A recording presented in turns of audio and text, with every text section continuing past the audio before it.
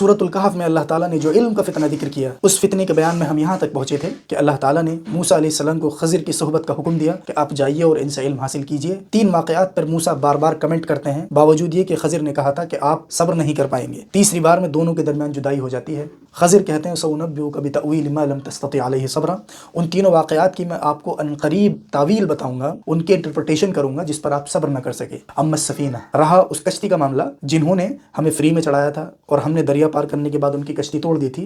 वजह यह है वकान वराअहुम मलिक, उस शहर में एक बादशाह था जो जितनी भी सही कश्तियां होती थी सबको गसब कर लेता था, लिहाजा हमने ऐब लगा करके उन मिस्कीन बच्चों की कश्ती को बचा लिया। तो हमने इन पर रहम किया अल्लाह ताला के फजल से कि इनकी कश्ती को, इनके काम को महफूज रखा।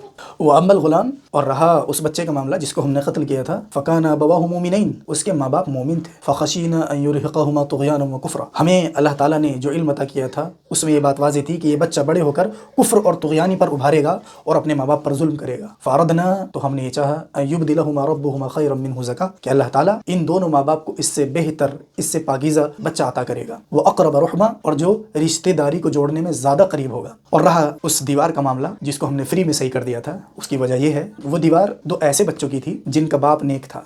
इब्न अब्बास फरमाते हैं ये इन लोगों का 7वां बाप था। गोया के माँ बाप की नेकियों का असर नस्ल दर नस्ल ट्रांसफ़र होता है, इसलिए माल अपने बच्चों के लिए छूटे या न छूटे, अगर नेकियां छुट जाएं तो नस्लों के लिए ये नेकियां खैर और बरकत का सबब बनती हैं। लिहाजा बाई हुक और बाई कुरुक बच्चों के लिए साम्राज्य खड़ा करने से बेहतर है कि उनके लिए नेक आमाल और दुआएं छोड़ कर जाएं। वकाना अबूहुमा सालिहा फ़अरादा रब्बुका अन यबलुगा अशुद्धहुमा व यस्तखरिजा कंज़हुमा, तेरे रब ने चाहा कि दीवार के नीचे छुपा हुआ वो खजाना ये बच्चे बुलूगत को पहुंचने के बाद हासिल कर दें। अल्लाह ताला की तमाम हिकमतों को समझना ये हर शख्स के बस की बात नहीं है। जब मूसा अलैहिस्सलाम जैसा जलील क़द्र नबी, हकीकी इल्म उन्हें नहीं है, तो हम ये कैसे तवक्को कर सकते हैं कि कायनात के अंदर पेश होने वाले तमाम हादसों को हम समझ जाएं और अल्लाह से सवाल करने लगें कि अल्लाह ऐसा क्यों हुआ है और ऐसा क्यों नहीं हुआ।